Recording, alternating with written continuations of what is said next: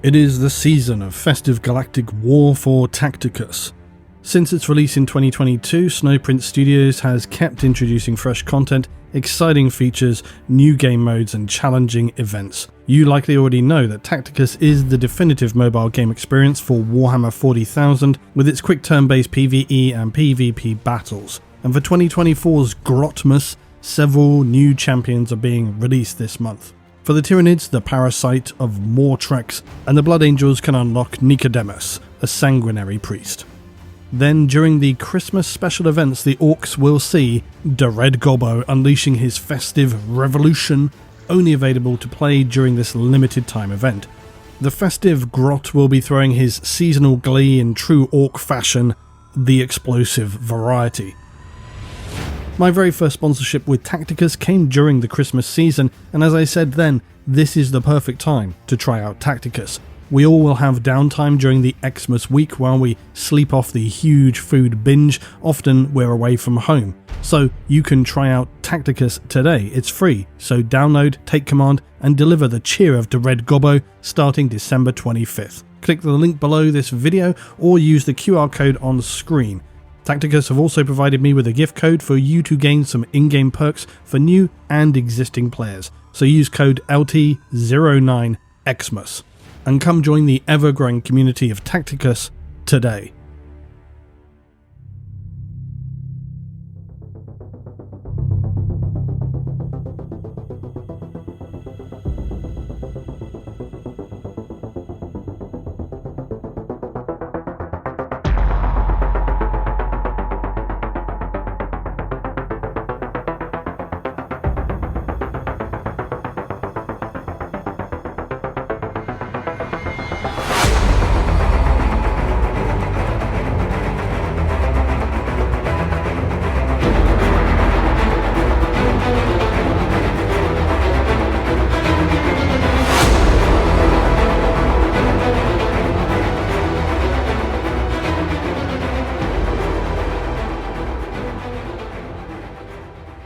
Following on from a return to Vigilus, I'm catching up with some series here on the channel that I have left unattended, covered with an oily tarpaulin and whose engines I'm praying now are going to cold start.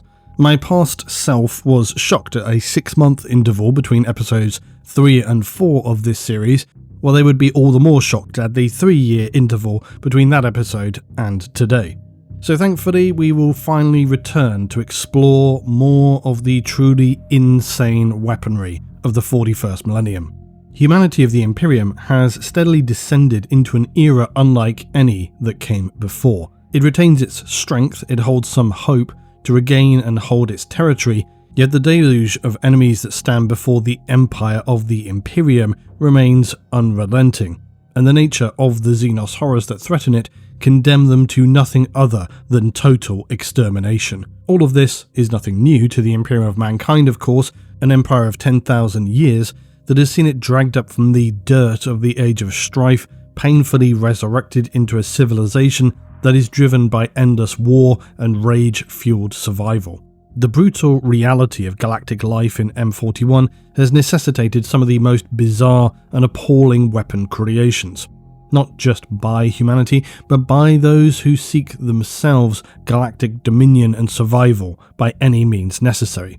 Some, such as the Necron, have existed for many millions of years, and the depth of their technology and arsenal are only beginning now to be seen. Periodically, they bring forth a creation that is truly world-ending, and something designed for a war of an entirely different age and scale, the era known as the War in Heaven. By stark contrast, and somehow bizarrely equally dangerous, you have the Xenos known as the Orcs, who on the one hand can pilot a moon-sized weapon which nearly destroys humanity, yet also are satisfied by just strapping an explosive to another object and throwing it roughly in the direction of an enemy.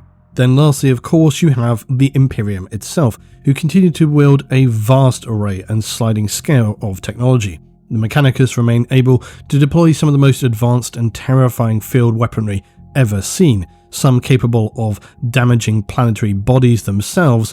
For the ordinary guardsman, though, a battery-powered laser rifle must suffice.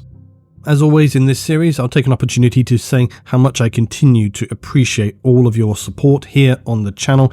Every like and comment on videos matters, and it matters to me and it matters to the channel. So if you're an early viewer, a repeat viewer, not to mention those using the video as a sleeping aid, it all helps support the channel because every interaction matters. And the better a video does, the more I will be able to make. So let's now once again talk about weapons. If your favoured selection of insane weaponry or planetary crushing device is not featured in this episode, please tell me your own suggestions for most insane weapons down below in the comments. It may not even be a weapon, as we've seen before. Ideologies or concepts also count.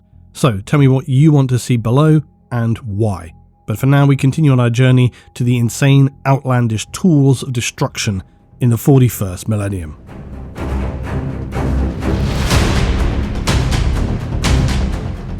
Firstly, we begin with the terrors of the Flesh Forge, the Chaos Obliterators, who represent one of the most twisted and terrifying manifestations of the Chaos Astartes.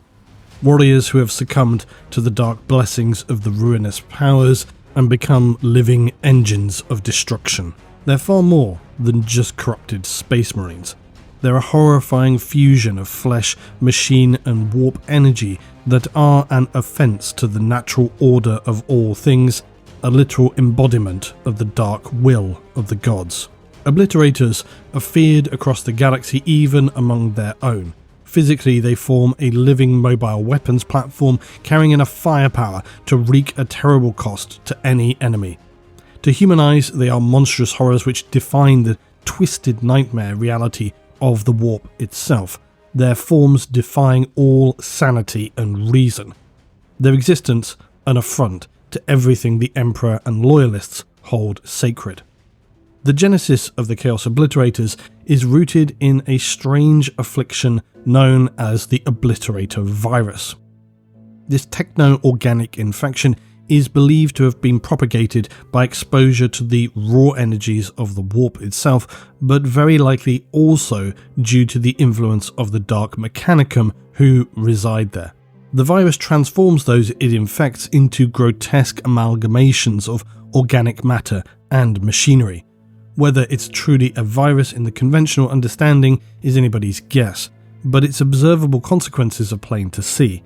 Initially, this virus preyed upon tech marines and warp smiths, or indeed any technologically minded members of the traitor legions, for they were the most susceptible to the allure of machine spirits and forbidden techno-heretical rituals. But later, the infection would spread among the Chaos Astartes themselves, particularly those who sought forbidden knowledge and power from the warp, which of course was many of them. The transformation itself is irreversible. It traps them in an infected state of eternal fusion with their weapons and armory. Their limbs do not contain any permanent weapon fixtures. Instead, they're able to morph into a varying array of guns, flamers, missile launchers, and other weapons of war. These will bizarrely shift and reshape in the blink of an eye to unleash whatever form of destruction a situation may need. The transformation itself to an obliterator also will leave them consumed with an insatiable need to destroy. Their minds are splintered by the constant warping of their forms, and so while many traitor Astartes embrace transformation as a gift from the gods, others lose themselves wholly, both physically and mentally, and in the case of the obliterators, becoming little more than sentient weapons themselves. For Chaos Marines though, the reality of seeing such corruption can still, surprisingly, be very disturbing. Remembering that although 10,000 years have passed in the material realm, for those trapped in the warp, very little time can appear to have passed since the end of the heresy. Some traitor marines may only feel a few centuries or even 1,000 years have passed. What that means is many will still clearly remember how they were among those Legiones Astartes during the Crusade and the heresy, created as paragons of genetic perfection and martial supremacy. They were noble, disciplined, bound by duty to the Emperor. In rejecting their oaths and embracing the ruinous powers and promises of the Dark Gods, many were driven also into this reality with very little understanding of what it would ultimately mean. Many were just following Horus or their commanders. Over the millennia, the descent into chaos has fundamentally changed the physical and psychological nature of those in the traitor legions. For some, this has led to far more dramatic changes than among others. The warp's influence seeps deeper into their beings, and the Chaos Marines have become increasingly unrecognizable to loyalist counterparts. Many, especially those who remain among the so-called undivided worshippers of Chaos, feature fairly muted twisting of their forms. But for those such as the Plague Marines or the Chaos Obliterators, they represent the transformations of Chaos in its most extreme form. They're no longer just warriors, but living reflections of the mutating and corrupting powers of the warp, which unleashes strength and devastation, but at the cost of identity. This is true of all who fell to Chaos, that loss of identity, but it takes very different forms. Where once the Iron Warriors sought perfection in their siegecraft, they now revel in unrelenting destruction. The Emperor's children once pursued excellence and artistry, and whilst that is still true, they are now slaves to excess. They're consumed by the madness of Slaanesh. In the case of the Obliterators, they're no longer anything you would even call an individual. They're simply tools of destruction. They're devoid of any coherent reasoning or restraint, which is itself a greater reflection of what has taken place among the traitor Astartes, no matter their specific legion. For all have become slaves to darkness, extensions of the warp and its incomprehensible will. This is one of the ultimate tragedies of those who fell to Chaos during the heresy. This was their great collective delusion and ignorance. Chaos Space Marines were originally those proud, sharp, intelligent warriors who consciously chose to serve the gods, believing that it would empower them somehow and allow them to form a new order in the galaxy. While some fight as much now against retaining their own autonomy as much as they do the Imperium. Some have become vessels for the warp itself, their fates entirely dictated, puppeted by the twisted energies therein. It is a cautionary tale to any who would tread the path of chaos, and many Chaos Space Marines pursued power without understanding really the consequences of their devotion, none perhaps more vividly than the Thousand Sons. But it's true of any who delve too deeply into forbidden technologies and expose themselves to the mutating energies of the warp or performing unspeakable rituals. The consequences of such, usually that said individual becomes some twisted monstrosity bearing little resemblance to whatever they were originally. Obliterators, though, are, like so many traitors, able to cling on to still a thread of their sentience, which may be more or less horrific depending on how you really want to see that, because their minds exist to be forever torn between flesh and metal, chaos and destruction. Yet they're not entirely unenviable. To some Chaos Marines, the Obliterators represent the ultimate potential of chaos, a fusion of the physical and warp that is near to unstoppable on the battlefield. For whilst there is tragedy and sadness sometimes among the Chaos Marines who will see what they have become or try to resist the very worst predations of chaos and the warp itself, there are those who will throw themselves willingly at the behest of the Dark Gods to become whatever vessel they see fit. Some see their loss of identity as very much the price required to be devoted to chaos, but one that some would very willingly pay. Because to become an Obliterator is to lose yourself entirely in exchange for unrelenting destructive power. Some might even enjoy becoming such a vessel, to exist as a twisted living metaphor for the Chaos Marines and gods collectively. I think undoubtedly some would do so in a state of dark comedic despair. Because of all the horror they have endured, the reality they must exist in, they essentially become despondent and just revel in the comedic bleak horror of their own reality. Within the hierarchy of the Chaos Astartes then, Obliterators are not formally organised like typical warbands or squads. They appear sporadically, they are unpredictable, not dissimilarly to demons in some respects. Many Chaos Lords will view them with a very cautious eye too, because they can be a very double-edged sword. Their power cannot be denied, but it also cannot really be controlled, their loyalty unstable at best. Nonetheless, they remain so terrifyingly powerful and effective that few Chaos Lords could deny wishing to have them at their side in a battle. Many will bargain, threaten or offer obscene tributes to gain their aid. Some Chaos Astartes warbands who understand the process of empowering and using the intricacies of the warp, such as the Wordbearers, may form groups whose sole purpose is to raise and bring to the field fringe weapons of power, such as demons, engines of chaos, or obliterators. They're not often seen, but they do sometimes exist, so-called obliterator cults. Although this is a little bit of an inaccurate term, because these are simply obliterators who share a common master, or just those who are driven together by their own urges, rather than any semblance of military discipline. Even when they do form together in small groups, they are rarely cohesive and continue to act on whatever stimulus is directed toward them. The result, though, of engaging an obliterator is truly terrifying. As heavy units, their shifting weaponry allows them to adapt to virtually any threat. They can wield rotary cannons, plasma, las cannon, close-range annihilations with flame blade, chain and melter. They can reshape any of these in an instant to meet whatever target they are driven toward. But perhaps most horrifying of all is the fact that obliterators may be deployed by teleporting directly into enemy formations, with obvious, unwelcome consequences. Having Chaos Terminators teleport in on your position would be bad enough, but an obliterator, if you can possibly imagine, is a monstrosity sized somewhere between a Terminator and a Dreadnought.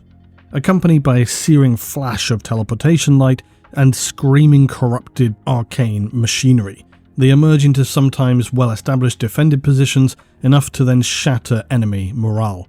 Immediately they'll unleash a torrent of firepower, ripping through armor and infantry alike. For all but the most elite of enemies, this is going to be an incredibly difficult challenge to survive, let alone overcome. Bolter and lasgun rounds alike will be absorbed or shatter harmlessly against their fleshy, plated hides. They can even shrug off as much as a las cannon blast. Flame weapons fail to really adhere to their form, and the usually irresistible conflagration of melter weapons are still only partially effective. In many respects, obliterators are one of the most true form of traitor Astartes, because their weaponry does not even appear to be physical in the standard sense. Instead, it seems to manifest from their own flesh, as though their bodies have become conduits for the warp power itself. Similarly to Noise Marines, they are as much body horror as they are devastating war machine. They remind very much of something akin to Cronenberg creations from the likes of Videodrome. Guardsmen who survive encounters with obliterators can often be heard to describe seeing their limbs split open into snarling muzzles. Their cabling and gun barrels sprout like tumours from their flesh. Even the very act of firing the weapon itself is accompanied by hideous sounds, grinding metal against bubbling flesh, unholy screaming roars that suggest some cruel sentience within the weapons. Thus, obliterators are one of the most insane weapon creations of chaos. To the Imperium, they are the stuff of literal nightmares, monsters who defy the laws of physics, biology, and reason. Even among the already blasphemous ranks of the Chaos Astartes, obliterators are regarded as obscene aberrations. Among the Militarum, facing an obliterator is akin to staring into the maw of death itself. They would witness the unnatural melding of gunmetal and muscle, weapons which seem to grow and writhe as if though alive. Even Space Marines who are conditioned to face the horrors of the galaxy without fear regard obliterators with wariness and disgust. For to face an obliterator is not merely to face an Astartes or warrior, but a walking symbol of the most terrifying aspects of chaos itself, unending corruption. And among the Astartes, it is perhaps this which stings the most, because for all their horror, the obliterators are a reflection of the Imperium's own failures. It is an undeniable truth that below their grotesque exteriors survive the remnants of once great warriors who believe themselves cast aside, betrayed, or just driven to desperation. For those who can understand this, there is something altogether more disturbing about the forms of an obliterator. Because unlike the traitors who have clung to whatever shreds of humanity they have deludedly allowed themselves to hold on to, obliterators, like some other chaos forms, represent those who have become completely lost, moulded by the eternal tides of the warp, a living weapon which exists only to destroy, the ultimate expression of the descent into madness a reflection of the Chaos Marines' growing reliance on the warp and their increasing distance from what they once were, which for the traitors of Chaos Undivided is perhaps more disturbing and troubling than it could ever be for loyalists, who view such monstrosities with simple fear and loathing. For the Chaos Astartes, there is a more fundamentally troubling unease to seeing Obliterators come to the battlefield, for within they see the insane distortion of their selves and what one day they could ultimately become.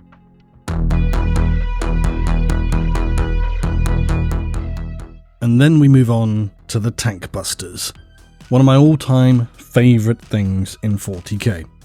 And why?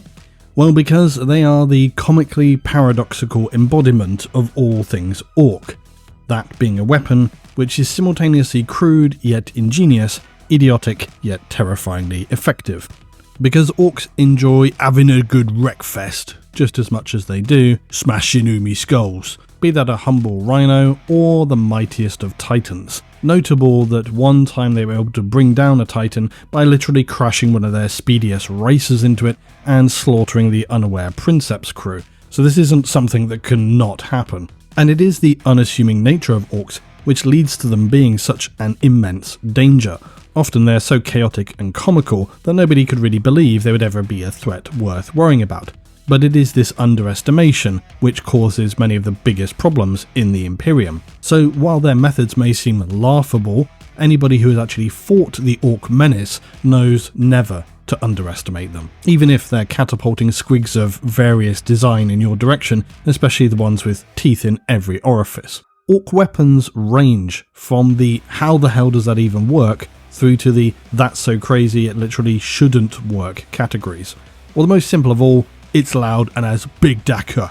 As for the weaponry of choice for tank busters, they lie somewhere in the middle of this, for they possess an undeniable brilliance in terms of their single-minded pursuit to inflict mechanized carnage, paired with standard orc comedic angles, which is fair enough when fighting in a galaxy of the Imperium, Necron and other factions, who all rely on their oversized armoured assets and who can field some of the most advanced technology ever seen. The Orc solution to counter this is as simple as you could possibly imagine. From a logical standpoint, much of what tank busters do borders on absurd, strapping together crude explosives and launching their often barely functional rocket launchers, sometimes along with themselves, pretty rough and recklessly towards heavily armoured targets. They've got anti-tank grenades, their famed tank buster bombs are also absurd in design, massive unwieldy devices that look like they've been bolted together by a particularly eccentric mech. But the true madness of the Orc tank buster is reserved for the most orc of orc things, tank AMMERS. These tank, or sometimes called rocket hammers, are the delivery system of choice for the shortest term thinking orc weapon. They're crafted from the most choice scrap metal and salvage parts, attached to explosives and then propelled not necessarily by thrust, but simply by themselves swinging it at an enemy vehicle, and this obviously necessitates being at pretty close range to your target. So much so that most often they're more likely to explode in the user's face and reflect off of the armour than actually harming the target. So essentially, the orcs really just blow themselves up by smashing explosives into enemy armour. But, you know, it's a good laugh, isn't it? So the tactics of tank buster orcs are very admirable. Cover, stealth, opportunity, these are dirty words to a tank buster, because their tactic of choice is pretty easy to follow. 1. Say tank. 2. Charge tank. And 3. Smash tank.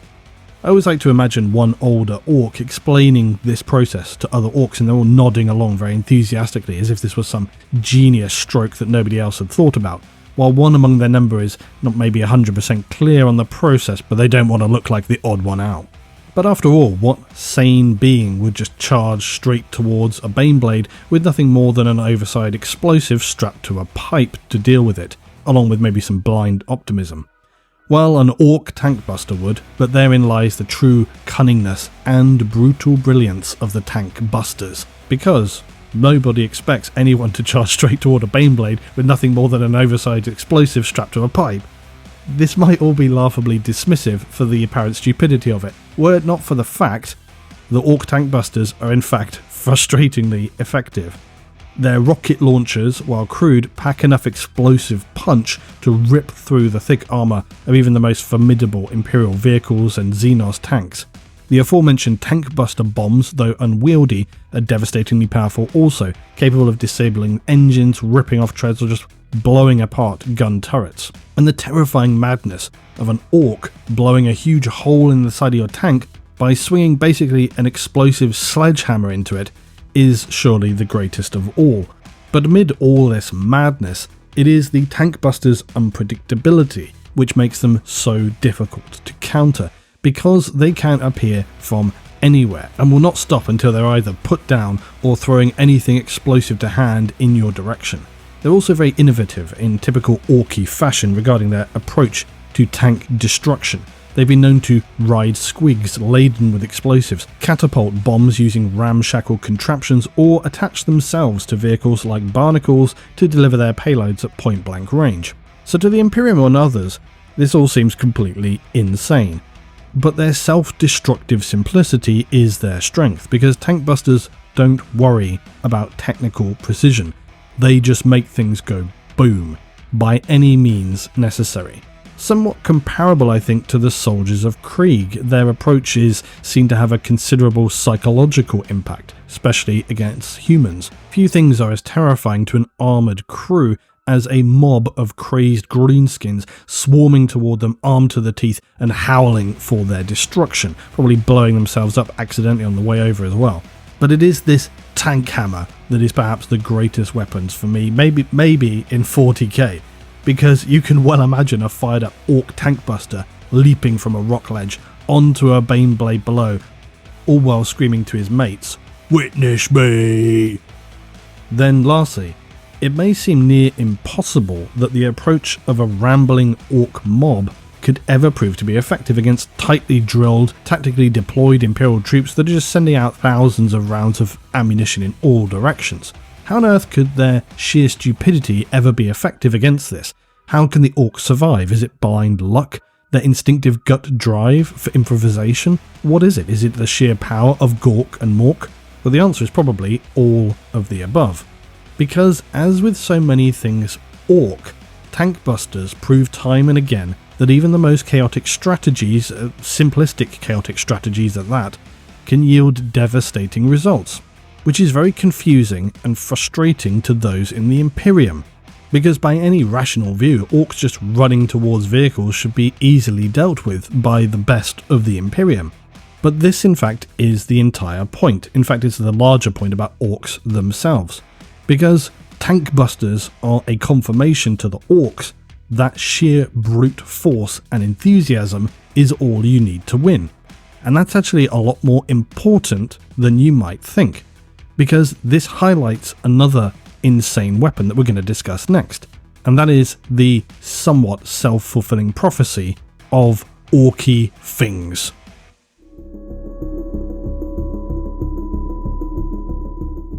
Now in this series, I usually try to vary the entries. In fact, I had another one lined up originally for this slot, but then I realised this is one which needed to be covered because it connects directly to what we just talked about, but I titled this entry ORKY FINGS because quite honestly that seemed as fitting as was necessary. It's one of the more adjacent weapon entries as I've done before, similarly to the Spirit of the Imperium, but it is equally valid in my opinion, and for this reason. The insanity of this is due to both what it is capable of and how it remains ignorantly underexploited, which is a typical theme within 40k. The Imperium do this as well. Often they have what they seek right under their nose, but they're unable to plainly see this as they're so tunnel visioned on the process and the conflicts involved in locating whatever relic it is that they're trying to seek. Alternatively, they are genuinely so encumbered by their own dogmatic ignorance that this also causes them to be unable to detect whatever advanced knowledge they've been questing for. With the orcs though, it is a little different, obviously, because their ignorance, it does encumber them certainly, but more strangely, it also empowers them. It protects them from the clutches and the manipulations of chaos for the most part. It makes them unlikely to form strained alliances, and even though orcs fight amongst themselves, as do the Imperium, when it comes down to it, they'll be more inclined to smash a pointy-eared or stupid Umi than they would do a grot. Although the grot would probably still get a good kick in afterwards just for the laughs. So Lutin, get to the point. Okay, so the orc weapon here in question is their latent psychic nature. What does that mean? Well, it is this infamous red ones go faster adage. This is the general truth of the orcs, that if collectively they feel something is going to happen or is observably true, then it will be true, and they make that happen. It's very strange, and what's most interesting about this ability, as in the case of the orc tank busters, is that their blind self-belief is often sometimes close to this self-fulfilling prophecy, as I mentioned. Now, to be clear, that term is usually used in regard to something like a prediction or a vision that then causes something to happen that might not have been otherwise. In the case of the orcs, it's a little bit more literal, but it's close enough. Because just how orcs determine what they will empower is something I see commonly not being really fully understood when it comes to the orcs. I often see people making joking things about, oh, orcs can just imagine this to happen and then it will do. It doesn't really work like that. All orcs have some psychic ability, but unlike humans and the Eldari, it works a little differently because orcs don't draw power from the warp, thereby they don't risk those pitfalls. Cumulatively, they gather sort of psychic mass. What that means is that if you, say, had 10 orcs having a race, just because one of those orcs believed his red one would go faster, that might not really happen or be the case. Now, if you had 500 orcs and over half of them were all on Team Red, now your red racer might win, regardless if it were actually the fastest, because their collective belief would make the red one go faster. Alternatively, you might have had, say, a particularly talented mech who genuinely made a really fast racer for an orc. Then that orc driver decided he really likes red, and it's going to make his racer go super speedy fast. So when the orc drives his truck racer, and it does indeed go very fast, it's very likely that it's actually down to the skill of the mech. However, that is not important, because what is important is that the orc driver is then going to tell everybody that red ones go faster. And then they all start painting their trucks red, regardless of how powerful the engines are. Then later, when they're having a huge war, and there are thousands of orcs all racing toward an enemy bastion, all their vehicles painted red are all gonna go faster. And this is the amazing thing about the orcs. In the case then of the tank busters, it's very likely that some of their absurd weapons, like the tank hammer, originally were genuinely pretty stupid and ineffective, but maybe one of them had a particularly exciting, lucky, dramatic effect, like an orc swinging his rocket hammer and it hits a weak point, setting off a chain reaction. Maybe it destroys several other tanks from one hit, and any surviving orcs are gonna tell that story, and then other tank busters, when they're actually having a war, are all going to believe that that can happen, making it more likely to happen again. So then bizarrely, you have this ineffective weapon becoming extremely dangerous. So this is really the insane thing when it comes to orcs. They can increase their abilities and effectiveness just by willing it to happen through sheer belief, which is in fact due to this latent group psychic connection. And the more orcs there are, the stronger this ability becomes, to the point at which if you had millions of orcs, then some really weird stuff could start to happen, which we have seen historically with the orcs. However, a caveat, as I said, that I think sometimes people forget or they get a little bit carried away with this idea, is that all of this does not mean that orcs will just think, oh, Titan goes boom, and then instantly bring down a warlord Titan without a shot being fired. It doesn't work that way, and as I said in the beginning, because of the orcs' own ignorance, it kind of encumbers them to not really understand what they actually have and the power they have going on. Like I said, the way I think of it is more of a self-fulfilling prophecy, in the sense of the orcs may observe or see a thing, this then enables that to happen more and more, and then you see orcs collectively willing a thing to happen by just believing it, but it tends to be more passive, like for example orcs being able to travel through the warp or exist within a space hulk. They'll form this bubble of protection and breathable air because they all collectively want or just believe this to be possible, and then so it is. But you couldn't do that with, say, just 10 orcs, or if it did happen, it would be at some very scaled down representation. Much harder and more implausible to, say, be in the middle of a battle. You got to get all the attention of the other orcs to all think the same thing about, say, a titan spontaneously exploding.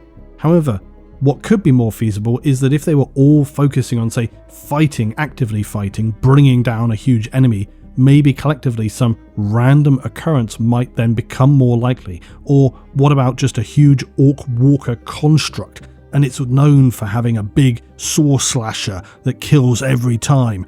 All the orcs know that the big orc slasher kills every time, for they've seen it happen before, and because they've known that and believe that, they fulfill it for happening over and over again, so it kind of self-fulfills. There are so many permutations of this sort of process, and maybe an orc racer is very good at jumping his truck. So, in the midst of battle, he tries to jump it over an imperial wall so they can blow it open from the inside. All the orcs have seen them do this before, and so regardless of physics and chance, the orc jumps the wall to the confusion and horror of the imperial defenders.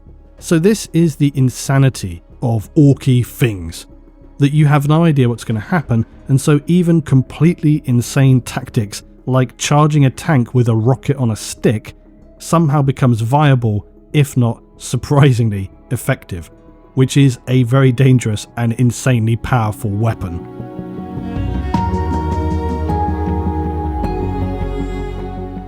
Then lastly, a long overdue entry. I remember long being captivated by Terminator lightning claws early in my 40K journey, along with the Cyclone missile launcher. But in many respects, they are one of the most fearsome weapons in the arsenal of the Adeptus Astartes. Both horrifying and brutally simplistic, these twin claw weapons are mounted upon armoured gauntlets of those granted the honour of being bestowed the wearer of tactical dreadnought armour, otherwise known as Terminator armour, bearing the sacred Crux Terminatus. Of course, lightning claws have been now seen worn by those such as assault marines, but in the more vague, limited age of the lore past, Terminators were the primary platform for lightning claws. How then do they function? Well, each lightning claw consists of a gauntlet-mounted array of already razor-sharp blades, but their true power is in the crackling, disruptive energy fields that dance across the blade's surface. Similarly to other powered blades, this then enables them to shear through ceramite, adamantium, and even other energy fields. As within the general category of power weapons, the field that surrounds them enhances their lethality. As they come into contact with any material, they disrupt the molecular bonds, ensuring that even the toughest of armour or most resilient Xenos hides cannot withstand their rending strikes, as they tear clean through matter that would otherwise shatter the raw blades. Most commonly, Terminator lightning claws are deployed as paired weapons. This allows their user to fight with devastating ferocity in close combat. However, their lack of a ranged weapon obviously is a disadvantage, hence the tactical armour aspect when it comes to a Terminator. But being slow and heavily armoured, Terminators are best deployed by teleporting into closer range. Their armour then is easily able to dismiss all but the most heavy weaponry, something generally not seen in close quarters. A Terminator who's wearing lightning claws, appearing inside an enemy fortress, is going to be able to weather the storm of fire coming in their direction, and then as they close the gap, they will unleash a full slaughter.